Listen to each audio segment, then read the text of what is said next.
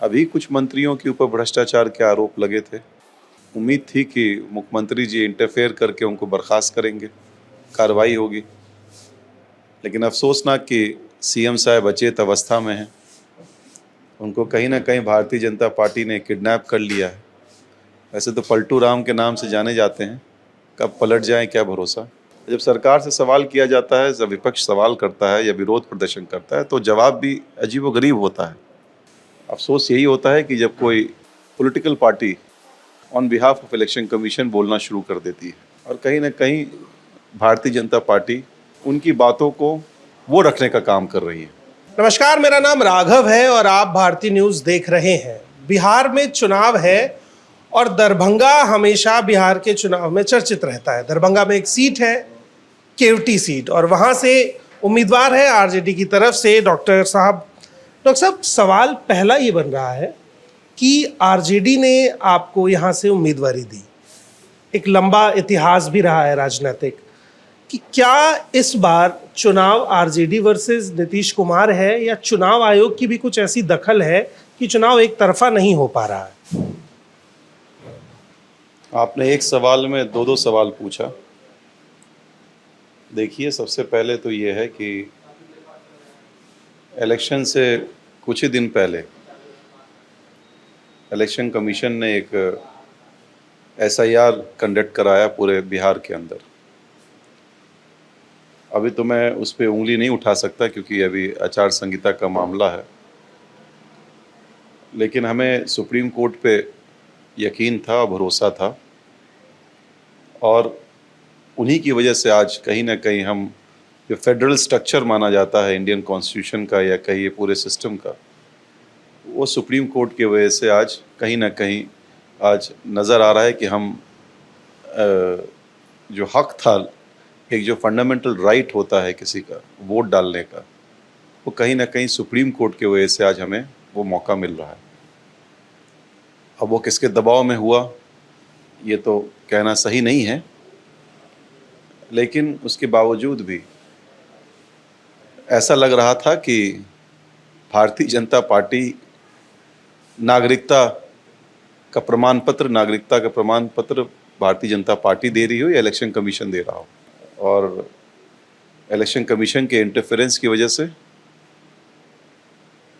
और कहीं ना कहीं हमारे लीडर्स ने अपनी बातों को रखने का काम किया सुप्रीम कोर्ट के अंदर, और हमारी बातों को, हमारी दलीलों को हमारे वकील, सीनियर लीडर्स, सीनियर लॉयर्स ने रखा, पर कहीं ना कहीं जो राइट जजमेंट है वो सुप्रीम कोर्ट ने देने का काम किया। और जो निष्पक्षता होती है, इंडिपेंडेंट इलेक्शन कमीशन एक इंडिपेंडेंट बॉडी है, उनको सारे राइट्स हैं इलेक्शन कंडक्ट कराने का, और उसको हम रिस्पेक्ट करते हैं, तमाम पार्टी रिस्पेक्ट करती है। अफसोस यही होता है कि जब कोई political party on behalf of election commission बोलना शुरू कर देती है, और कहीं ना कहीं भारतीय जनता पार्टी ने ये प्रूव किया इन 2 महीनों के अंदर कि वो कहीं ना कहीं उनकी बातों को वो रखने का काम कर रही है। बहरहाल, अब हम लोग का इलेक्शन का डेट भी हो, समय भी हो, वो तो कैसे तय होता है वो उसके बारे में मैं ज़्यादा चर्चा नहीं करूँगा, लेकिन हम महागठबंधन पूरे बिहार के अंदर 243 टू 43 सीट्स पे बड़ी मजबूती के साथ हम चुनाव लड़ रहे हैं। और जहाँ तक मेरा सवाल है, मैं तीसरी मर्तबा केवटी विधानसभा से चुनाव लड़ रहा हूँ। 2010 में मैं लड़ा तो बस 28 वोट से मैं डिफीट मेरी हुई। लोगों ने तो मुझे मोहब्बत दिया, लेकिन फिर 2015 में मैं फिर चुनाव जीता। अब पूरी उम्मीद है कि इस बार हैट्रिक केवटी में लगेगा। एक लहर है, सभी समाज, सभी वर्ग की दुआएं हैं, आशीर्वाद है। जहाँ जहाँ मैं घूमा सभी लोगों से मुझे जन समर्थन मिल रहा है, ये पूरी उम्मीद है मुझे। पर सब सवाल एक ये भी बनता है कि दरभंगा से 3-3, 4-4 मिनिस्टर हैं, उसके बाद आपको लगता है कि क्या उस स्टैंडर्ड का विकास दरभंगा में हो पाया है जिसका कमिटमेंट किया गया था या जिसकी उम्मीद थी? विकास तो एक भ्रम है इस सरकार का। ये सरकार भ्रष्टाचार में लिप्त है, फ्रॉम टॉप टू बॉटम। अभी कुछ मंत्रियों के ऊपर भ्रष्टाचार के आरोप लगे थे। उम्मीद थी कि मुख्यमंत्री जी इंटरफेयर करके उनको बर्खास्त करेंगे, कार्रवाई होगी। लेकिन अफसोसनाक कि सीएम साहब अचेत अवस्था में हैं। उनको कहीं ना कहीं भारतीय जनता पार्टी ने किडनैप कर लिया है। वैसे तो पलटू राम के नाम से जाने जाते हैं, कब पलट जाए क्या भरोसा। लेकिन कहीं ना कहीं एक किलाबंदी में उनको घेर रखा गया है और ये अफसोसनाक है इस स्टेट के लिए। और कहीं ना कहीं वो, हम लोग दुआ करते हैं कि वो जल्दी ठीक हो, लेकिन उनसे स्टेट ये नहीं चल रहा है। स्टेट तो लॉलेस स्टेट है। क्राइम फिगर देख लीजिए, हर दिन। अभी एक यादव जी थे मुकामा में, दुलार चंद यादव जी, सरेआम उनका मर्डर हो गया। और कौन किंग की अरेस्टिंग हुई है आप देख ही सकते हैं। मतलब अफसोसनाक है। मतलब खुलेआम मर्डर हो रहे हैं, डकैती हो रही है, खुलेआम रेप हो रहा है। कहाँ है स्टेट? फिर पुलिस से जो खौफ होता था वो ख़त्म हो चुका है। जब तक क्रिमिनल का खौफ जिस दिन ख़त्म हो जाए पुलिस से, उस दिन एवरीथिंग इज़ ओवर। तो वही स्टेट में चल रहा है। और विकास की बात, अब आप समझिए, तकरीबन 12-13 ब्रिजेस थे और 13 ब्रिज में पहले उसका बजट तकरीबन 200-300 करोड़ हुआ करता था एक ब्रिज का। उसको बढ़ा बढ़ा करके 5 साल के अंदर 800-900 करोड़ भी हो गया और उसके बावजूद वो पुल गिर गया। मतलब बड़े पुल, मतलब छोटे पुल की तो बात ही छोड़ दीजिए, बड़े ब्रिजेस। जब सरकार से सवाल किया जाता है, जब विपक्ष सवाल करता है या विरोध प्रदर्शन करता है, तो जवाब भी अजीबोगरीब होता है कि भाई कहते चूहा खा गया तो कोई कुछ खा गया। उन्हीं का जवाब था, मेरा तो जवाब नहीं था।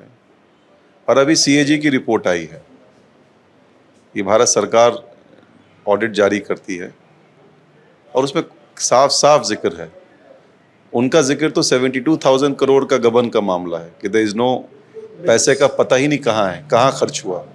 हमें तो उम्मीद है कि कहीं 80,000 करोड़ से भी ऊपर का ये पैसा कहीं ना कहीं, जो जनता का पैसा, गरीब का कमाया हुआ पैसा है, इन्होंने लूट लिया। बिहार सरकार ने गबन कर लिया। मतलब एक तरीके से पूरा जो भ्रष्टाचार होता है ना, नीचे से ऊपर तक, ब्लॉक से, थाना से लेकर के, एवरीवेयर देयर इज करप्शन।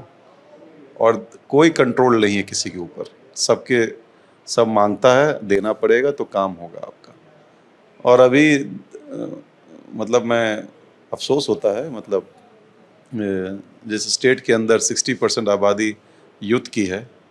20 साल में अगर विकास होता तो एक इंडस्ट्री लगती, एक फैक्ट्री लगती बिहार के अंदर। कम से कम जो रोज़गार के लिए आज मोर देन 60% लोग बाहर हैं, मजबूर हैं जाने के लिए। वो गुजरात जाते हैं तो गाली खाते हैं, उनको गलत नामों से बोला जाता है, उन पे हमला होता है।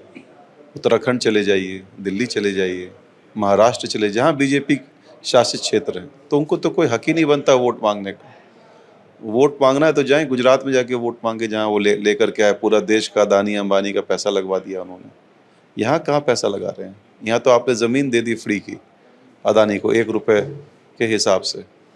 आज जो सबसे ज़्यादा महंगी बिजली यहाँ मिल रही है, जब उनका प्लांट लगेगा, 10 लाख पेड़ तो कटवा दिया उन्होंने। कटवा करके जो पैसा, जिस रेट पे आपको बिजली मिलेगी, आप अंदाज़ा भी नहीं लगा सकते हैं। 7 रुपये यूनिट। अब आप बताइए, ऊपर से आपने जबरन स्मार्ट मीटर लगवा दिया। उनका आईएएस तो आज जेल में बंद है, सेक्रेटरी, करप्शन में बहुत पैसा कमाया। तो जबरन आपने स्मार्ट मीटर लगाया। स्मार्ट मीटर जो नहीं लगा रहा था उस पर आपने एफआईआर किया कि भाई आपको लगाना ही पड़ेगा। रिचार्ज करते रहिए। प्रधानमंत्री जी क्या बोलते हैं हर दिन? रील बनाइए। डिजिटल इंडिया, मतलब कमाल है, रील बनाइए। यूथ को कह रहे रील बनाइए, और गुजरात बोलते हैं फैक्ट्री लगाइए। ये कैसा, मतलब क्या चाहते हैं आप? बस मोबाइल पे लोग लगे रहें, 8-8 घंटे, 9-9, 10-10 घंटे अपना बर्बाद करें? भाई यहाँ पे नौकरी चाहिए। तो एसपी जी ने साफ क्लियर किया है कि मैं जब 17 महीने वो सरकार में थे तो 5 लाख नौकरी यहीं पहली मर्तबा किसी ने देने का काम किया, स्टार्टिंग वो तेजस्वी जी ने किया। जब वो गए नीतीश जी से बात करने के लिए कि हमें नौकरी देना चाहिए यूथ को, पलायन रुकना चाहिए, बोले हम कहाँ से लाएंगे नौकरी, अपने घर से लाएं। लेकिन स्टार्ट किया। We are thankful to him कि उनका एक विजन था कि भाई बाहर क्यों जाएं लोग। उनका विजन है कि अगर मुझे मौका मिलेगा, सरकार बनेगी, तो 20 महीने के अंदर हम हर घर में जहाँ सरकारी नौकरी नहीं वो सरकारी नौकरी देने का काम करेंगे, ताकि लोग बाहर नहीं जाएं। यूथ को देंगे, युवाओं को। जो मिलें बंद हैं, यहाँ तो सारी मिलें बंद हैं, तैयाम चीनी मिल, सकरी चीनी मिल, लोहट चीनी मिल, अशोक पेपर मिल। अब जो बंद हुआ तो बंद हुआ, आपको तो शुरू कर देना चाहिए था ना। 20 साल तो हो गया आपको, एक ही शुरू कर देते। जब भी आते मोदी जी कहते थे 2 करोड़ नौकरी देंगे, 15-15 लाख रुपए सबके अकाउंट में चला जाएगा। तो जुमलेबाजी तो बहुत हो गई, कब तक लोग बर्दाश्त करेगा। मेरा एक सवाल और है कि 2008 में आखिरी आईआईटी मिला बिहार को। गुजरात में प्रधानमंत्री मोदी कह रहे हैं कि हम मल्टी डिसिप्लिनरी यूनिवर्सिटी बनाने की कोशिश कर रहे हैं। बिहार आते हैं तो एजुकेशन सिस्टम पर बात नहीं करते हैं। बिना इस पर बात किए पलायन कैसे रुकेगा, और क्या डॉक्टर फराज के पास कोई ऐसा रोड मैप है, उनका प्लान क्या है कि एटलीस्ट दरभंगा के इस इलाके में पलायन को रोकने के लिए आपका रोड मैप क्या है? देखिए, जब मेरे वालिद मोहतरम एजुकेशन मिनिस्टर थे तो 18 केंद्रीय विद्यालय दिया था उन्होंने। लेकिन यहाँ की सरकार ने, उस टाइम नीतीश जी मुख्यमंत्री थे, बोले हमें नहीं चाहिए, आप हम ज़मीन नहीं देंगे, आप वापस ले लीजिए। This was his response. अब आप बताइए, केंद्रीय विद्यालय खोलने के लिए ज़मीन देने के लिए तैयार नहीं थे। मोदी जी आते हैं यूनिवर्सिटी पटना में, मुख्यमंत्री जी कहते हैं सेंट्रल यूनिवर्सिटी का दर्जा दे दीजिए। बोले क्या ही के लिए चाहिए, हम कहाँ से ला के दें आपको। तो उनका कभी विजन या मिशन रहा ही नहीं बिहार के लिए।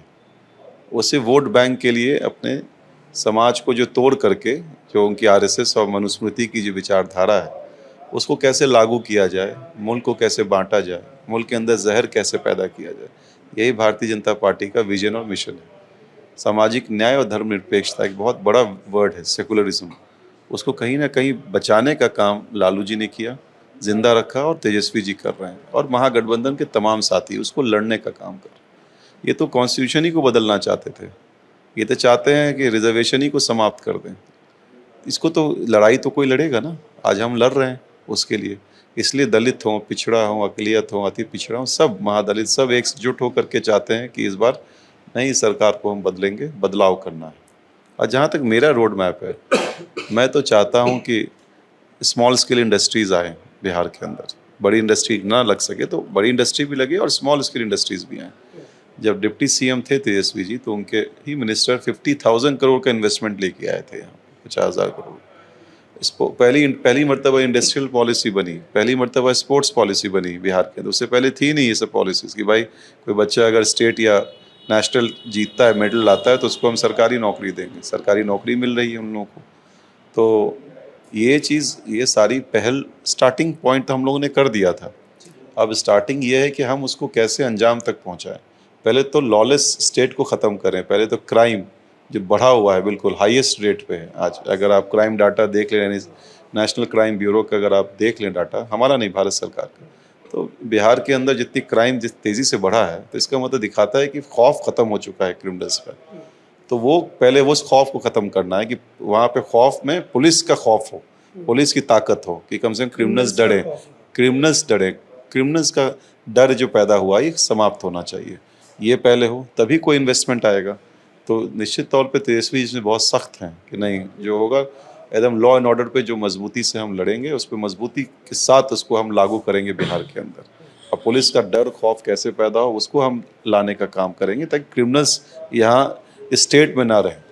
दूसरा है कि इंडस्ट्रियलाइजेशन की तरफ जो विजन है उस तरफ बढ़ने का काम करेंगे, कि हम अच्छी फैक्ट्रीज आएँ बाहर से, बड़े बड़े जो मल्टीनेशनल कंपनीज हैं, MNCs, उनको हम इनवाइट करें, MNCs को। तो यहाँ लाके अगर 10 कंपनी भी, अगर 10 बड़े कंपनीज भी आ जाते हैं, तो एक will be a big boost for Bihar, very big boost. चाहे वो गूगल ही हो, माइक्रोसॉफ्ट हो, प्रेम जी, आनंद प्रेम जी की कंपनी हो, एनीवन अगर आ जाए और उन्होंने अपना एक सेटअप कर दिया, तो यहाँ के एग्जीक्यूटिव्स हैं, यहाँ के जो MBA ग्रेजुएट्स हैं, जो भी ग्रेजुएट्स, जो अभी फिर कई सारे कॉल सेंटर्स आप खोल सकते हैं यहाँ, ताकि उनको इससे फ़ायदा हो सके। कई सारे किसान से रिलेटेड जो मैन्युफैक्चरिंग फर्म्स हैं वो आप इस्टेब्लिश कर सकते हैं कि जो उनके इक्विपमेंट्स बनते हैं या वो क्यों बाहर बनेंगे, यहीं बनेंगे। तो उससे किसानों को उसका फ़ायदा होगा, कम पैसे में उनको उनकी ख़रीदारी होगी। एमएसपी पे उनको सामान किसानों का जो जो वो उगाते हैं उसको एमएसपी का जो रेट है वो उसको मिल सके, वो उसका इंतज़ाम किया जाए, क्योंकि ये किसान प्रदेश किसान ही पे डिपेंड है ये स्टेट। तो उस पर पूरा फोकस किया जाएगा, किसानों पे फोकस किया जाएगा, महिलाओं पे फोकस किया जाएगा एम्पावरमेंट के लिए, उनके आगे बढ़ाने के लिए। और तीसरा फोकस इंडस्ट्रियलाइजेशन की तरफ यूथ के लिए वो किया जाएगा। चौथा एजुकेशन, कि अच्छे कॉलेज, डिग्री कॉलेज खुले कहीं हर कॉन्स्टिट्यूंसी में, जहाँ जहाँ नहीं है, कहीं अच्छी यूनिवर्सिटीज़ अगर बाहर की कोलैबोरेट करके यहाँ आ सके उसको लाया जाए, ताकि बाहर बच्चों को जो महंगे में जाके पढ़ना पड़ता है वो यहाँ पढ़ सकें। अच्छे अस्पताल खुल सकें, कोई अच्छे जॉइंट वेंचर में यहाँ अस्पताल खोलें, सस्ते में उनका इलाज हो सके। गवर्नमेंट हॉस्पिटल्स को अपग्रेड किया जा सके, उसमें अच्छे डॉक्टर्स, अच्छे इक्विपमेंट्स, अच्छे मेडिसिन प्रोवाइड किया जा सकें जिस हॉस्पिटल में ज़रूरत है। अच्छे नर्स, टेक्नीशियंस, उसको ट्रेन किया जा सके। तो ये सारी चीज़ें हैं इम्प्लीमेंटेशन जो जनहित में बहुत ज़रूरी है। और मुझे लगता है उस पर एक सवाल मैं लूँगा। ये आपका पक्ष था और सारा विज़न था जो आपने बताया। एक आरोप जो लग रहा है वो भी इससे मिलता जुलता ही लगता है। आप क्राइम को कंट्रोल करने की बात कर रहे हैं, लेकिन विपक्ष जो बार बार आरोप लगाता है, आपका विपक्ष, कि वो जो लालू यादव का समय था वो जंगल राज था। देखिए, आपको बता दें, जंगल राज एक वर्ड है जो एक हाई कोर्ट ने कॉरपोरेशन के ऊपर एक उनका वक्तव्य था, not on the state government. अगर आप उसको पढ़ेंगे तो it was not on the state government. State government के ऊपर जो जंगल राज का आरोप लगा था वो गुजरात गवर्नमेंट के ऊपर लगा था, जिस टाइम मोदी जी भी थे उस ज़माने में। तो कम से कम उस वर्ड को भी ठीक कर लेना चाहिए, वो जो परसेप्शन है उसको भी करेक्ट करना चाहिए लोगों को। और दूसरी बात है, उस ज़माने में जो हुकूमत थी वो कहीं ना कहीं गरीब की आवाज़ों को सुनने का काम ब्लॉक लेवल पे लोग सुनते थे।